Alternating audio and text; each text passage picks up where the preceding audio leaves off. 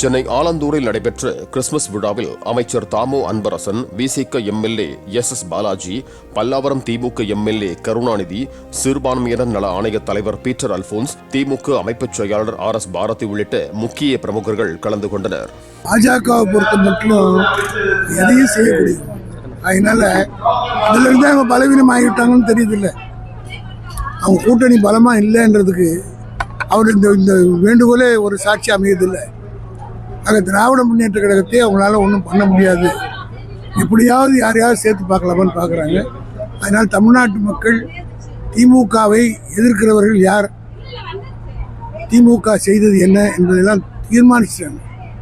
இன்னும் எலெக்ஷன் நாளைக்கு வச்சா கூட திமுக 200 இடங்களில் ஜெயிக்கும்.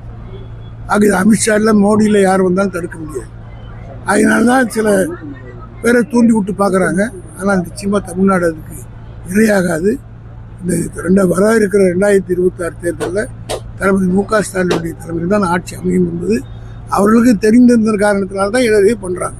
சார், ஒவ்வொரு முறையும் பார்த்தீங்கன்னா திமுகவை மேல கடுமையான விமர்சனங்களை தாவேகா தலைவர் விஜய் வச்சுக்கிட்டு வர்றாரு. குறிப்பா பார்த்தீங்கன்னா திமுக ஒரு தீய சக்தி, திமுக ஆட்சி நடத்துறா, அவங்க கண்காட்சியா நடத்திட்டு மாதிரி குற்றச்சாட்டு வைக்கிறாரு. இதை குறித்து கண்காட்சி யார் நடத்துறாங்கன்றது மக்களுக்கே தெரியும்.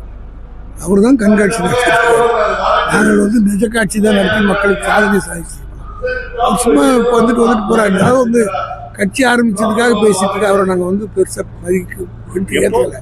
காரணம் என்னன்னா, இதை விட பெரிய எதிரிகளை நாங்கள் பார்த்து சாப்பிட்டு ஜீரணிச்சு வெற்றி கொடி நாட்டிய ஒரு கட்சி. அதனால நாங்கள் மலை போன்றவங்க. எங்கள் மலையை பார்த்து நாய் குலைக்கிறவர் எடுத்துக்கிட்டவே நாய் குலைக்கும்.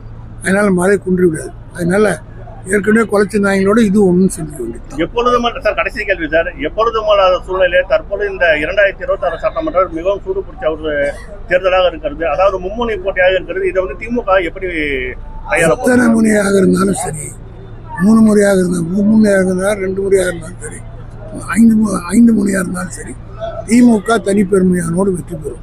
சார், எச் ராஜா புதுசா ஒரு திரைப்படம் நடிச்சிருக்காரு, அது குறித்து ஒரு கருத்து. படம் ரிலீஸ் ஆகாம யூடியூப்ல வந்திருக்கு.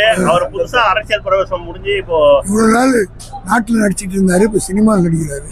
ஆக ஒரு சிறந்த நடிகராக வரணும்னு என்னுடைய வாழ்த்துக்கள்.